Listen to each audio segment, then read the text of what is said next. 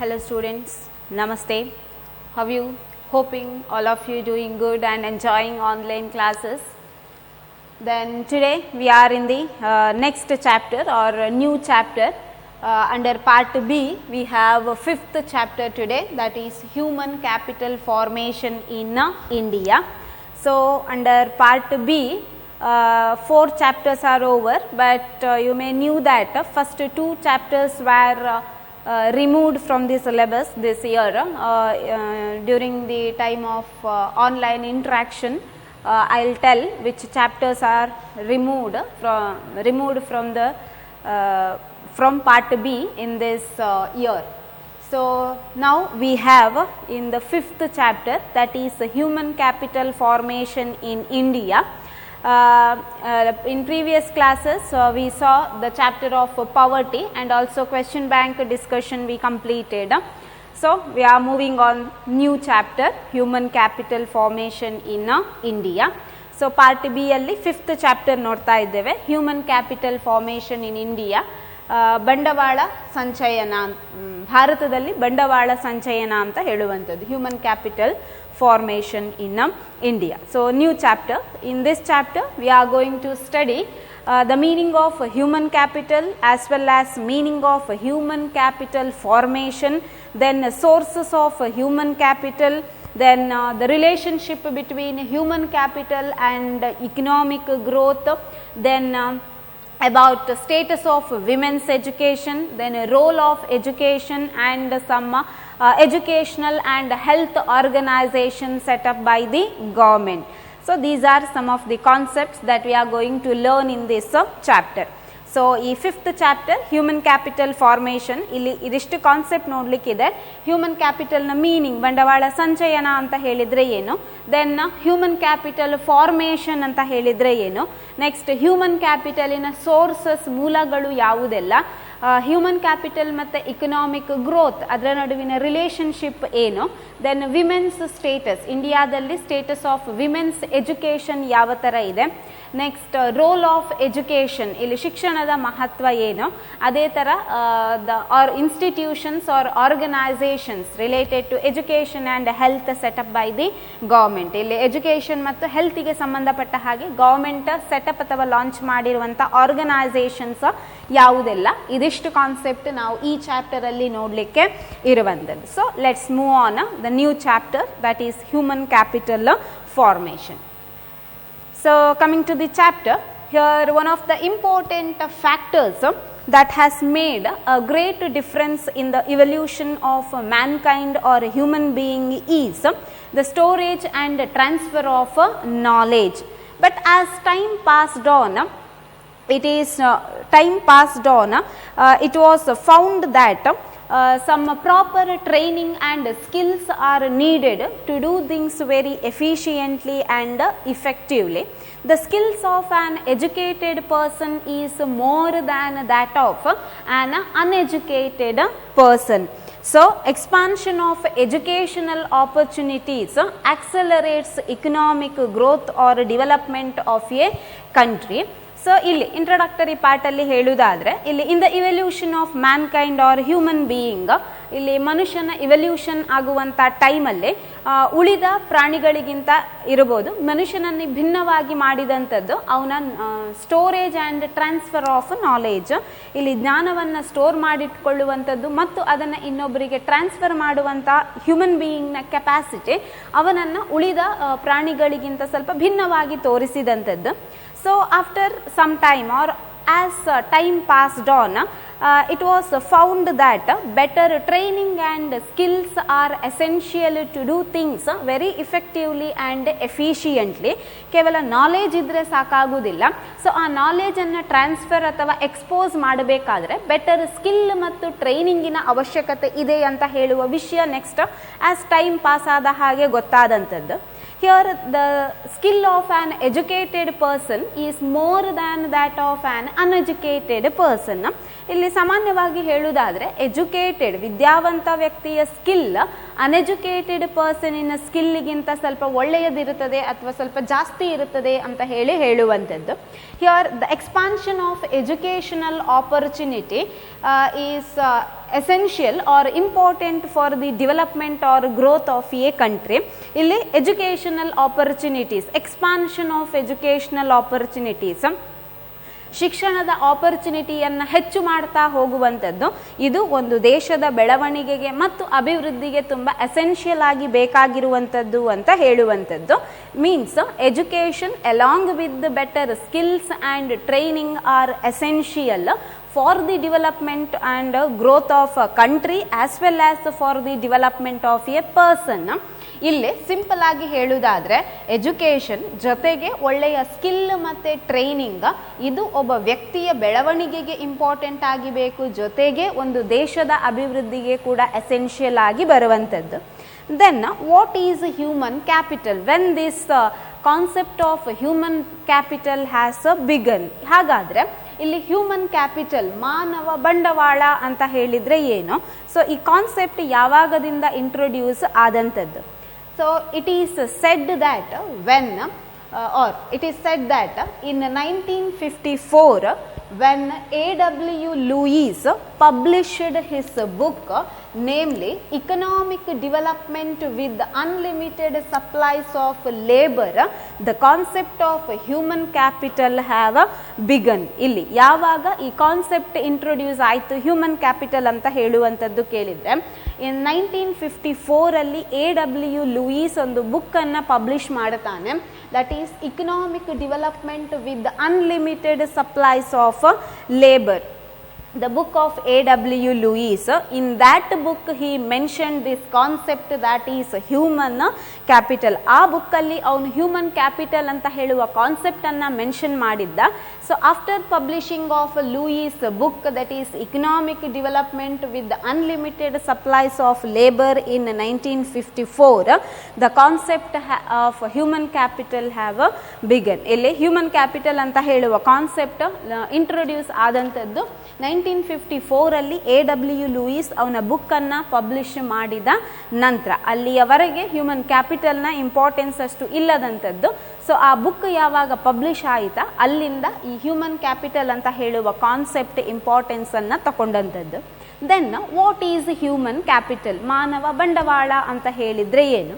Here human capital refers to the skills, knowledge and experience possessed by an individual or a population. It is nothing but the skills, knowledge and experience possessed by an individual or a population. ಇಲ್ಲಿ ಒಬ್ಬ ವ್ಯಕ್ತಿ ಇರಬಹುದು ಅಥವಾ population ಜನಸಂಖ್ಯೆ ಇರಬಹುದು, ಪಡ್ಕೊಳ್ಳುವಂತಹ skill, knowledge ಮತ್ತು ಎಕ್ಸ್ಪೀರಿಯನ್ಸನ್ನು ಒಟ್ಟಾಗಿ human capital ಅಂತ ಹೇಳುವಂಥದ್ದು. Here getting more skills, knowledge and experience by an individual called human capital. ಒಬ್ಬ ವ್ಯಕ್ತಿ ಇರಬಹುದು ಅಥವಾ ಜನರು ಇರಬಹುದು, ಎಕ್ವೈರ್ ಅಂತ ಪಡ್ಕೊಳ್ಳುವಂತಹ ಸ್ಕಿಲ್, ನಾಲೆಜ್ ಮತ್ತು ಎಕ್ಸ್ಪೀರಿಯನ್ಸಿಗೆ ಹ್ಯೂಮನ್ ಕ್ಯಾಪಿಟಲ್ ಅಂತ ಹೇಳುವಂಥದ್ದು. So human capital refers to the skills, knowledge and experience possessed by an individual or population. ಇಲ್ಲಿ ಒಬ್ಬ ವ್ಯಕ್ತಿ ಇರಬಹುದು ಅಥವಾ ಜನರು ಇರಬಹುದು, ಪಡ್ಕೊಳ್ಳುವಂಥ ಸ್ಕಿಲ್, ನಾಲೆಜ್, ಕೌಶಲ್ಯಗಳು, ನಾಲೆಜ್, ಜ್ಞಾನ, ದೆನ್ ಎಕ್ಸ್ಪೀರಿಯನ್ಸ್, ಇದಿಷ್ಟನ್ನು ಒಟ್ಟಾಗಿ ಹ್ಯೂಮನ್ ಕ್ಯಾಪಿಟಲ್ ಅಂತ ಹೇಳುವಂಥದ್ದು. So remember what is human capital? skills, knowledge and experience possessed by an individual or a population, which means getting skills, knowledge and experience by an individual is called a human capital. So remember the meaning. Sometimes asked for 1 mark or for 6 marks you have to mention this concept. So human capital, skill, knowledge, experience possessed by an individual. Then what is human capital formation? They are different. Meanings of these two concepts are different. Human capital and human capital formation, don't make mistake. So then what is human capital formation? ಮಾನವ ಬಂಡವಾಳ ಸಂಚಯನ ಅಂತ ಹೇಳಿದರೆ ಏನು? ಎರಡು concept ಬೇರೆ, ಮಾನವ ಬಂಡವಾಳ ಸಂಚಯನ. ಸ್ವಲ್ಪ ಡಿಫ್ರೆನ್ಸ್ ಇರುವಂಥದ್ದಷ್ಟೇ. So human capital formation. What is human capital formation? ಏನು ಹ್ಯೂಮನ್ ಕ್ಯಾಪಿಟಲ್ ಫಾರ್ಮೇಷನ್ ಅಂದರೆ, here human capital formation refers to the process of acquiring and increasing the number of persons who have skills, education and experience which are essential for the economic development of a country. So human capital formation means the process of acquiring and increasing the number of persons who have skills, education and experience for what?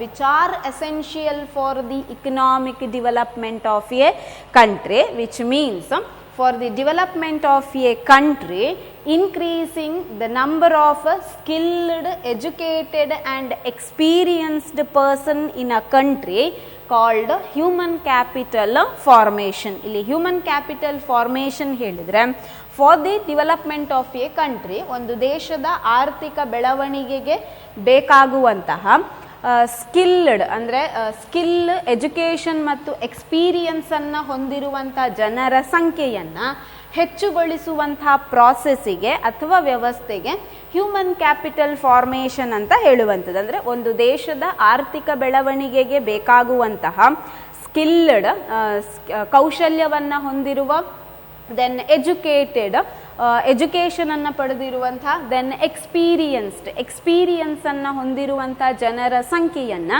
Increase ಅಥವಾ ಹೆಚ್ಚುಗೊಳಿಸುವಂಥ ಪ್ರಾಸೆಸ್ಸಿಗೆ human capital formation ಅಂತ ಹೇಳುವಂಥದ್ದು. So human capital formation means process of acquiring and increasing number of persons who have skill, education and experience which are essential for the economic development of a country. ಒಂದು ದೇಶದ ಅಭಿವೃದ್ಧಿಗೆ ಬೇಕಾಗುವಂಥ skilled, educated ಮತ್ತು experienced ಪರ್ಸನ್ಗಳ ಸಂಖ್ಯೆಯನ್ನು ಹೆಚ್ಚುಗೊಳಿಸುವಂಥ ಪ್ರಾಸೆಸ್ಸಿಗೆ human capital formation ಅಂತ ಹೇಳುವಂಥದ್ದು. So human capital formation, you just give importance to this meaning, that is human capital. Human ಕ್ಯಾಪಿಟಲ್ನ ಮೀನಿಂಗಿಗೆ ಜಾಸ್ತಿ ಇಂಪಾರ್ಟೆನ್ಸನ್ನು ಕೊಡಿ. But you should know the meaning of human capital formation, but give much importance on human capital. ಇದರ meaning ಗೊತ್ತಿರಬೇಕು human capital formation ಇದ್ದು, but importance ಮಾತ್ರ human capital ಮೀನಿಂಗಿಗೆ ಕೊಡಿ. So human capital and human capital formation. Human capital means skills, knowledge and experience possessed by an individual. ಒಬ್ಬ ವ್ಯಕ್ತಿ ಪಡೆಯುವಂಥ skill, knowledge ಮತ್ತು experience, ಇದಕ್ಕೆ ಹ್ಯೂಮನ್ ಕ್ಯಾಪಿಟಲ್ ಹೇಳುವಂಥದ್ದು. Human capital formation means process of acquiring and increasing the number of persons who have skill, education and experience which are essential for the economic development of a country. ಒಂದು ದೇಶದ ಆರ್ಥಿಕ ಬೆಳವಣಿಗೆಗೆ ಬೇಕಾಗುವ skilled, educated, experienced ಜನರ ಸಂಖ್ಯೆಯನ್ನು ಹೆಚ್ಚುಗೊಳಿಸುವ ಪ್ರಾಸೆಸ್ಸಿಗೆ human capital formation ಅಂತ ಹೇಳುವಂಥದ್ದು. So remember the meaning of a human capital. The next concept we have, that is sources of human capital.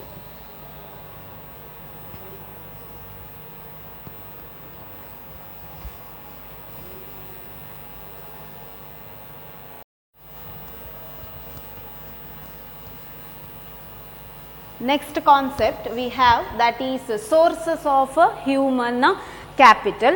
Sources of human capital, which means to get skill, experience and the person are spending some sort of income on some sources or factors. So what are those factors or sources of human capital? In human capital we knew that the skill, experience, the skill, knowledge and experience possessed by an individual. ಒಬ್ಬ ವ್ಯಕ್ತಿ ಪಡ್ಕೊಳ್ಳುವಂಥ skill, knowledge, ಎಕ್ಸ್ಪೀರಿಯನ್ಸಿಗೆ human capital ಹೇಳುವಂಥದ್ದು. Next sources of human capital, which means from which source people are getting skill, knowledge and experience. ಯಾವ ಎಲ್ಲ source ಇಂದ ಜನರು skill, knowledge, experience ಅನ್ನ ಪಡಿತಾರೆ. That is sources of human capital. Mainly there are 5 sources of human capital. ಮುಖ್ಯವಾಗಿ human ಕ್ಯಾಪಿಟಲ್ನ 5 sources ಇರುವಂಥದ್ದು. They are investment on education, second one health expenditure, third one expenditure on the job training, fourth one expenditure on migration, fifth one expenditure on information. From these sources people getting a skill, education and experience. So in order to get that education, health, then on the job training and information, people have to spend some sort of money. So these are the sources of human capital. ಇಲ್ಲಿ ಜನರು ಈ ಸೋರ್ಸಿಂದ skill, knowledge, ಎಕ್ಸ್ಪೀರಿಯನ್ಸನ್ನು ಪಡೆಯುವಂಥದ್ದು. ಈ ಥರ skill, knowledge, ಎಕ್ಸ್ಪೀರಿಯನ್ಸನ್ನು ಪಡಿಬೇಕಾದ್ರೆ ಈ ಕೆಲವು education ಇರ್ಬೋದು, health ಇರ್ಬೋದು, migration ಇರ್ಬೋದು, on the job training and information, ಇದರ ಮೇಲೆ ಸ್ವಲ್ಪ ಹಣವನ್ನು ಸ್ಪೆಂಡ್ ಮಾಡಬೇಕಾಗ್ತದೆ. So these are the sources of human capital. Here question is asked for 2 marks. What are the major sources of human capital? Human capital na 2 major sources ಯಾವುದು ಅಂತ. Then you have to write first 2 points. Education and health or investment on education and health expenditure. 2 major source ಕೇಳಿದರೆ ಇದಿಷ್ಟು ಬರೀಬೇಕು. Apart from that, another question asked like what are the factors of human capital? ಯಾವುದೆಲ್ಲ human capital ನ factors, ಅಂಶಗಳು. Then you have to mention all these 5 or 4, 4 ಅಥವಾ 5 ಈ points ಬರಬೇಕು. At least 4 point you have to mention for factors. If they are asking what are the 2 major sources of human capital, mention these 2 points, education and health expenditure. 2 marks ಗೆ 2 sources ಅಂತ ಕೇಳಿದರೆ ಇದೆರಡು ಬರಿಬೇಕು. Factors of human capital ಅಂತ ಕೇಳಿದರೆ ಈ 4 ಅಥವಾ 5 point ಅನ್ನು ಮೆನ್ಷನ್ ಮಾಡಬೇಕು. So let me explain what it is, what are the sources. 1 by 1 let see, ಒಂದೊಂದಾಗಿ ನೋಡ್ತಾ ಹೋಗುವ ಏನಿದು ಅಂತ ಹೇಳಿ. So first one, investment on education or education. First point, that is investment on education. So here education is one of the important component for development of a country and also for human development. ಇಲ್ಲಿ education, ಶಿಕ್ಷಣ ಅಂತ ಹೇಳುವಂಥದ್ದು ಒಂದು ದೇಶದ ಅಭಿವೃದ್ಧಿಗೆ ಜೊತೆಗೆ ಒಬ್ಬ ವ್ಯಕ್ತಿಯ ಡೆವಲಪ್ಮೆಂಟಿಗೆ ಬೇಕಾಗುವಂಥ ಒಂದು ಇಂಪಾರ್ಟೆಂಟ್ ಕಾಂಪೊನೆಂಟ್ ಅಥವಾ ಅಂಶ ಅಂತ ಹೇಳಬಹುದು. So what is education? ಹಾಗಾದರೆ ಎಜುಕೇಷನ್ ಅಥವಾ ಶಿಕ್ಷಣ ಅಂತ ಹೇಳಿದರೆ ಏನು ಹೇಳಬಹುದು? In simple words, here education refers to making each and every citizen as a literate. Making each and every citizen as a literate. ಪ್ರತಿಯೊಬ್ಬ ವ್ಯಕ್ತಿಯನ್ನ ಲಿಟ್ರೇಟ್ ಅಥವಾ ಅಕ್ಷರಸ್ಥನನ್ನಾಗಿ ಮಾಡುವಂಥದ್ದು ಇದಕ್ಕೆ ಎಜುಕೇಷನ್ ಅಂತ ಹೇಳುವಂಥದ್ದು. Making each and every citizen as a literate. Then who is literate? ಹಾಗಾದರೆ literate ಅಂತ ಯಾರಿಗೆ ಹೇಳಬಹುದು? Here literate is one who is able to read and write a simple sentence. Literate is one who is able to read and write a simple sentence. ಇಲ್ಲಿ literate ಅಂತ ಹೇಳಿದರೆ ಒಬ್ಬ ವ್ಯಕ್ತಿ ಅಂದರೆ ಒಂದು ಸಿಂಪಲ್ ಸೆಂಟೆನ್ಸನ್ನು ಓದಲಿಕ್ಕೆ ಬರೀಲಿಕ್ಕೆ ಗೊತ್ತಿದ್ರೆ ಅಂಥ ವ್ಯಕ್ತಿಗೆ ಲಿಟ್ರೇಟ್ ಅಂತ ಹೇಳಬಹುದು. So education means making each and every citizen as literate. Literate is one who is able to read and write a simple sentence. Then why people are spending on education, or to get education opportunities, or to get education, why people are spending their money or income? ಇಲ್ಲಿ education ಪಡಿಬೇಕಾದ್ರೆ ಏನಕ್ಕೋಸ್ಕರ ಜನರು ಹಣವನ್ನು ಖರ್ಚು ಮಾಡುತ್ತಾರೆ, ಯಾವ ಉದ್ದೇಶಕ್ಕೋಸ್ಕರ? Why people are spending on education? ಏನಕ್ಕೆ ಶಿಕ್ಷಣವನ್ನು ಪಡೀಲಿಕ್ಕೆ ಜನರು ಹಣವನ್ನು ಖರ್ಚು ಮಾಡುತ್ತಾರೆ? Here the individuals, or generally individuals are spending money on education with the objective of, one is to increase their future income. First reason. So why people are spending on education? ಏನಕ್ಕೆ ಜನರು ಎಜುಕೇಷನ್ನ ಮೇಲೆ ಹಣವನ್ನು ಖರ್ಚು ಮಾಡುತ್ತಾರೆ? One reason, that is to increase their future income, means to increase income of the people in future. People are spending money on education. ಅಂದರೆ ಫ್ಯೂಚರಲ್ಲಿ income ಜಾಸ್ತಿ income earn ಮಾಡಬೇಕು ಅಂತ ಹೇಳಿ ಪ್ರೆಸೆಂಟಲ್ಲಿ ಎಜುಕೇಷನ್ನ ಮೇಲೆ ಹಣ ಖರ್ಚು ಮಾಡುತ್ತಾರೆ. If people are getting more educational opportunities, or they are getting good education, then they may get good job and they earn, so that they can earn more income. So in order to increase their future income, people spending on education. ಇದು ಒಂದು reason. ಇಲ್ಲಿ education ಪಡೆದ್ರೆ ಒಳ್ಳೆಯ job ಪಡಿಬೋದು, ಅದರ ಮುಖಾಂತರ ಒಳ್ಳೆಯ salary earn ಮಾಡಬಹುದು. ಹಾಗಾಗಿ ಫ್ಯೂಚರಲ್ಲಿ ಇನ್ಕಮ್ ಅನ್ನು ಜಾಸ್ತಿ ಮಾಡುವ ಉದ್ದೇಶದಿಂದ ಜನರು ಪ್ರೆಸೆಂಟ್ ಅಲ್ಲಿ ಎಜುಕೇಷನ್ನ ಮೇಲೆ ಹಣವನ್ನು ಸ್ಪೆಂಡ್ ಮಾಡುತ್ತಾರೆ. Another reason,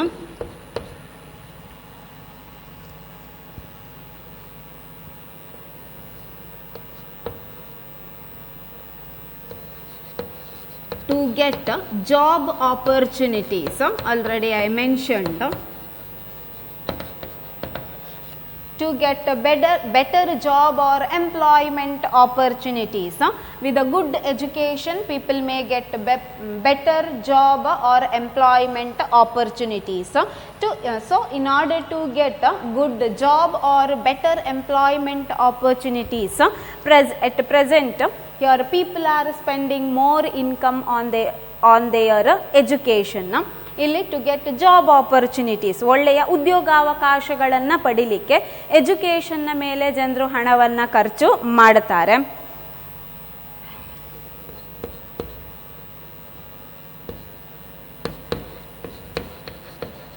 next, to promote economic growth. To promote economic growth. Here to promote economic growth, ಆರ್ಥಿಕ ಬೆಳವಣಿಗೆಯನ್ನು ಹೆಚ್ಚುಗೊಳಿಸಲಿಕ್ಕೆ ಬೇಕಾಗಿ. So we knew the meaning of economic growth. Here economic growth means increase in the per capita income of the people. ಜನರ per capita income. Here per capita income means what?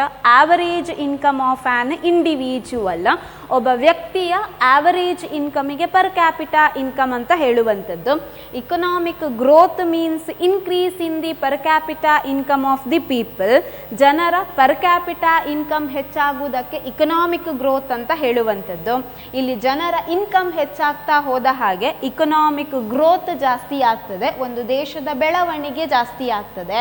So already in first point we saw, here by good education and better employment opportunities, people earn more money or income.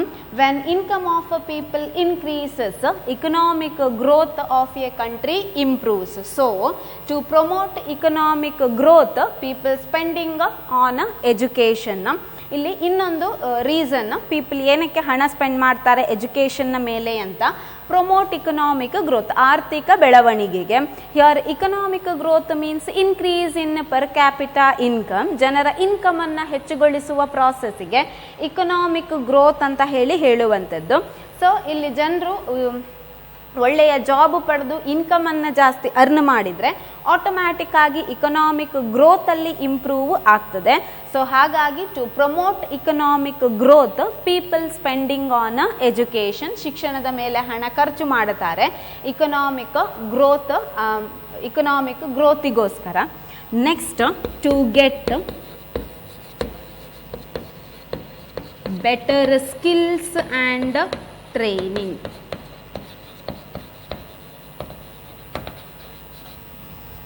Next reason, to get better skills and training. Here education provides better skills and trainings to the people, so that people spend on education. ಇಲ್ಲಿ education ಇಂದ ಒಳ್ಳೆಯ skill ಮತ್ತು training ಸಿಗುವಂಥದ್ದು. ಈ ಕಾರಣದಿಂದಾಗಿ ಜನರು ಎಜುಕೇಷನ್ನ ಮೇಲೆ ಹಣವನ್ನು ಸ್ಪೆಂಡ್ ಮಾಡುವಂಥದ್ದು.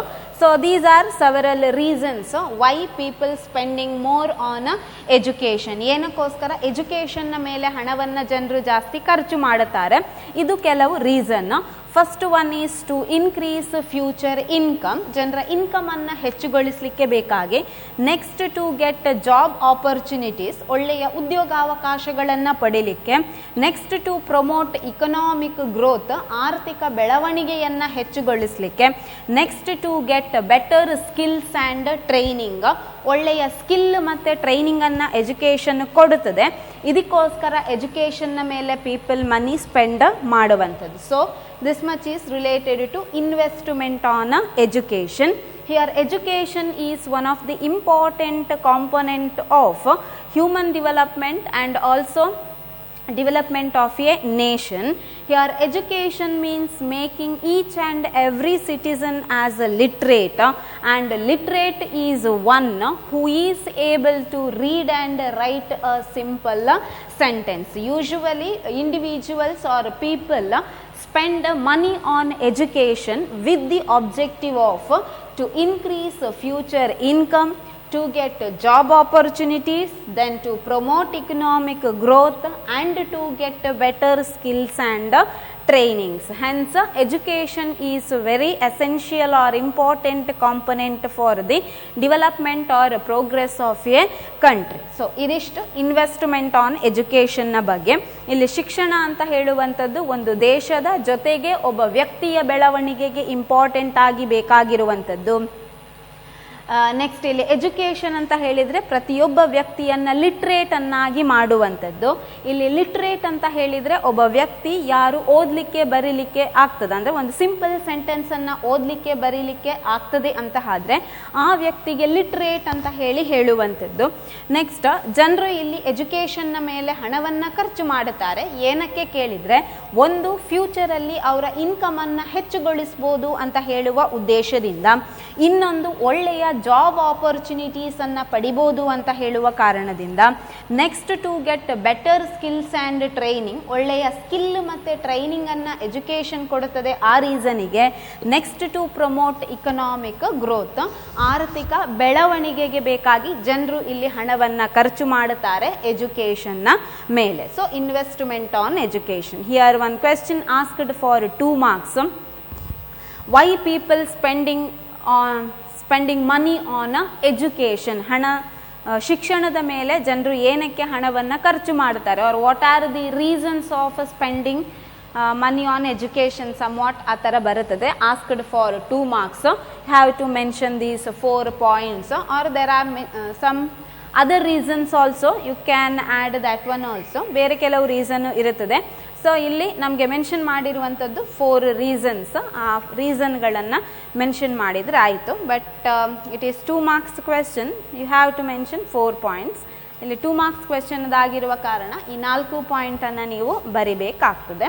So this much is related to first point, that is investment on education. So the remaining concepts discussed in the coming classes. So thank you.